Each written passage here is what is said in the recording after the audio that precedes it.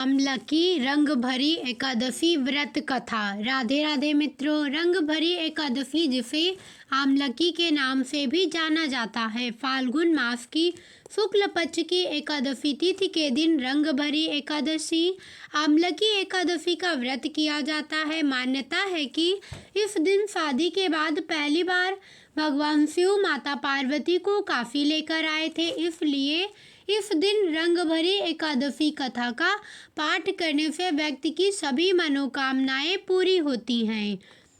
सुनिए एकादशी व्रत कथा। युधिष्ठिर ने कहा, श्री कृष्ण, अब फाल्गुन शुक्ल पक्ष की एकादशी का नाम और महात्म्य बताने की कृपा कीजिए। भगवान श्री कृष्ण बोले, महाभाग धर्मनंदन, सुनो, तुम्हें इस समय वह प्रसंग सुनाता हूँ जिसे राजा मांधात के पूछने पर महात्मा वशिष्ठ ने कहा था। फाल्गुन शुक्ल पक्ष को एकादशी का नाम आमलकी है। इसका पवित्र व्रत विष्णु लोक की प्राप्ति कराने वाला है। मांधाता ने पूछा, द्विज श्रेष्ठ, यह आमलकी कब उत्पन्न हुई, मुझे बताइए। वशिष्ठ जी ने कहा, महाभाग सुनो, पृथ्वी पर आमलकी की उत्पत्ति किस प्रकार हुई यह बताता हूँ। आमलकी महान वृक्ष है जो सब पापों का नाश करने वाला है। भगवान विष्णु के थूकने पर उनके मुख से चंद्रमा के समान कांतिमान एक बिंदु प्रकट हुआ। वह बिंदु पृथ्वी पर गिरा। उसी से आमलकी यानी आंवले का महान वृक्ष उत्पन्न हुआ। यह सभी वृक्षों का आदिभूत कहलाता है।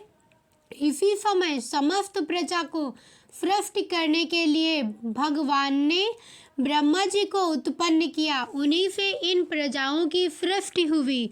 देवता, दानव, गंधर्व, यक्ष, राक्षस, नाग तथा निर्मल अंतःकरण वाले महर्षियों को ब्रह्मा जी ने जन्म दिया। उनमें से देवता और ऋषि उस स्थान पर आए जहाँ विष्णु प्रिया आमलकी की वृक्ष था।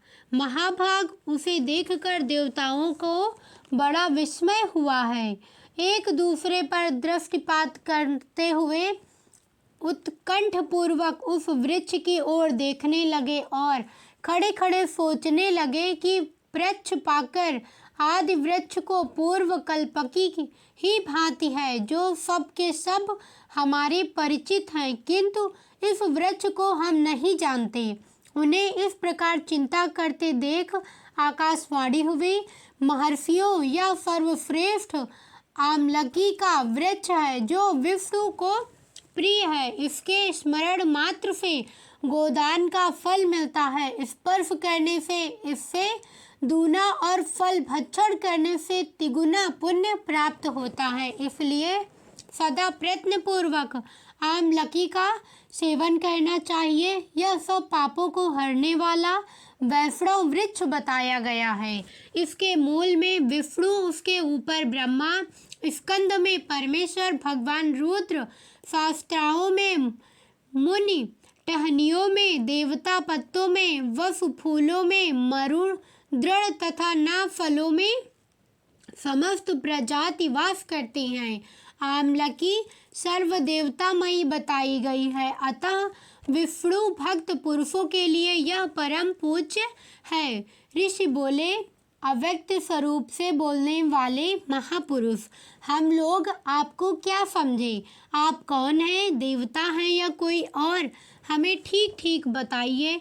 आकाशवाणी हुई, जो संपूर्ण भूतों के कर्ता और समस्त भुवनों के सृष्टा हैं, जिन्हें विद्वान पुरुष भी कठिनता से देख पाते हैं, वही सनातन विष्णु में मैं हूँ।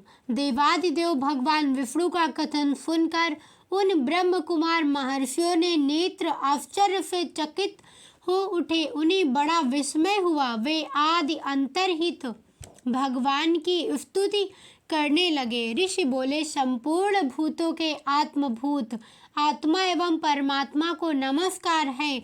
अपने महिमा से कभी च्युत न होने वाले अच्युत को नित्य प्रणाम है। अंतर्हित परमेश्वर को बारंबार प्रणाम है। दामोदर कवि सर्वज्ञ और यज्ञ स्वर को नमस्कार है। मायापते आपको प्रणाम है। आप विश्व के स्वामी हैं, आपको नमस्कार है। ऋषियों के इस प्रकार स्तुति करने पर भगवान श्री हरि संतुष्ट हुए और बोले, महर्षियों, तुम्हें कौन सा अभीष्ट वरदान दूं? ऋषि बोले, भगवान, यदि आप संतुष्ट हैं तो हम लोगों के हित के लिए कोई ऐसा व्रत बतलाइए जो स्वर्ग और मोक्ष रूपी फल प्रदान करने वाला हो। श्री विष्णु बोले, महर्षियों, फाल्गुन शुक्ल पक्ष में यदि विष्णु नक्षत्र से युक्त द्वादशी हो तो वह महान पुण्य देने वाली और बड़े बड़े पापों का नाश करने वाली होती है। द्विजवरों, उसमें जो विशेष कर्तव्य है उसको सुनो। आमलकी एकादशी में आंवले के वृक्ष के पास जाकर वहां रात्रि में जागरण करना चाहिए। इससे मनुष्य सब पापों से छूट जाता है और सहस्त्र गोदानों का फल प्राप्त करता है। विप्रगण, यह व्रतों में उत्तम व्रत है जिसे मैंने तुम लोगों को बताया है। ऋषि बोले, भगवान, इस व्रत की विधि बतलाइए, यह कैसे पूर्ण होता है? इसके देवता नमस्कार और मंत्र कौन से बताए गए हैं? उस समय स्नान और दान कैसे किया जाता है? पूजन की कौन सी विधि है तथा उसके लिए मंत्र क्या है? इन सब बातों का यथार्थ रूप से वर्णन कीजिए। भगवान विष्णु ने कहा, द्विजवरों, इस व्रत को जो उत्तम विधि है उसको श्रवण करो। एकादशी को प्रातः दंत धावन करके यह संकल्प करें कि हे पुंडरीकाक्ष, हे अच्युत, मैं एकादशी को निराहार रहकर दूसरे दिन भोजन करूंगा। आप मुझे शरण में रखें। ऐसा नियम लेने के बाद पतित, चोर, पाखंडी, दुराचारी, मर्यादा भंग करने वाले तथा गुरु पत्नीगामी मनुष्यों से वार्तालाप ना करें। अपने मन को वश में रखते हुए नदी में, पोखरे में, कुएं पर अथवा घर में ही स्नान करें। स्नान के पहले शरीर में मिट्टी लगाएं। मृतिका लगाने का मंत्र अश्वक्रांते, रथक्रांते, विष्णुक्रांते, वसुंधरे। मृतिका हर में पापम जन्म कोट्याम समर्जितम।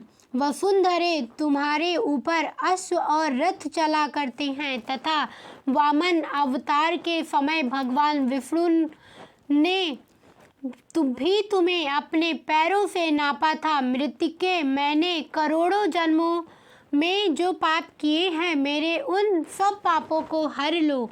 खान मंत्र त्वं मात्रः सर्वभूतानां जीवनं तंतुरक्षकम्। स्वेद ज्योतिजातीनां रसानां पतये नमः। श्रोत अहम सर्वतीर्थेषु हृदय प्रस्वरेषु च नदीषु देवखातेषु इदं स्नानं तु मे भवेत्। जल की अधिष्ठात्री देवी माता, तुम संपूर्ण भूतों के लिए जीवन हो। वही जीवन जो स्वदज और उद्भिज जाति के जीवों का भी रक्षक है। तुम रसों की स्वामिनी हो, तुम्हें नमस्कार है। आज मैं संपूर्ण तीर्थों, कुंडों, झरनों, नदियों और देव संबंधी सरोवर में स्नान कर चुका। मेरा यह स्नान उक्त सभी स्नानों का फल देने वाला हो। विद्वान पुरुष को चाहिए कि वह परशुराम जी को सोने की प्रतिमा बनवाए। प्रतिमा अपनी शक्ति और धन के अनुसार 1 या आधे माह से सुवर्ण की होनी चाहिए। खान के पश्चात घर आकर पूजा और हवन करें। इसके बाद सब प्रकार की सामग्री लेकर आंवले के वृक्ष पास जाएं। वहां वृक्ष के चारों ओर की जमीन झाड़ बुहार लीप पोत कर शुद्ध करें। शुद्ध की हुई भूमि में मंत्र पाठ पूर्वक जल से भरे हुए नवीन कलश की स्थापना करें। कलश में पंचरत्न और दिव्य गंध आदि छोड़ दें। श्वेत चंदन से उसको चर्चित करें। कंठ में फूल की माला पहनाएं। सब प्रकार के धूप की सुगंध फैलाएं। जलते हुए दीपकों की श्रेणी सजाकर रखें। तात्पर्य यह है कि सब और सुंदर एवं मनोहर दृश्य उपस्थित करें।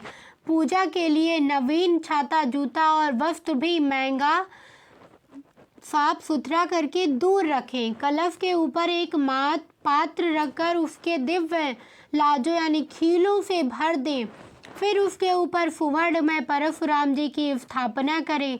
विशोकाय नमः कहकर उनके चरणों की, विश्वरूपिणे नमः से दोनों घुटनों की, उग्राय नमः से जांघों की, दामोदराय नमः से कटिभाग की, पद्मनाभाय नमः से उदर की, श्रीवत्सधारिणे नमः वे वक्षः स्थल की, चक्रिणे नमः से बाईं बाह की, गदिने नमः से दाहिने बाह की, वैकुंठाय नमः से कंठ की, यज्ञमूलाय नमः से मुख की, विशोक निधये नमः से नासिका की, वासुदेवाय नमः से नेत्रों की, वामनाय नमः से ललाट की, सर्वात्मने नमः से संपूर्ण अंगों तथा मस्तक की पूजा करें। ये ही पूजा के मंत्र हैं। तदंतर भक्ति युक्त चित्त से शुद्ध फल द्वारा देवादि परशुराम जी को अर्घ्य प्रदान करें। अर्घ्य का मंत्र इस प्रकार है।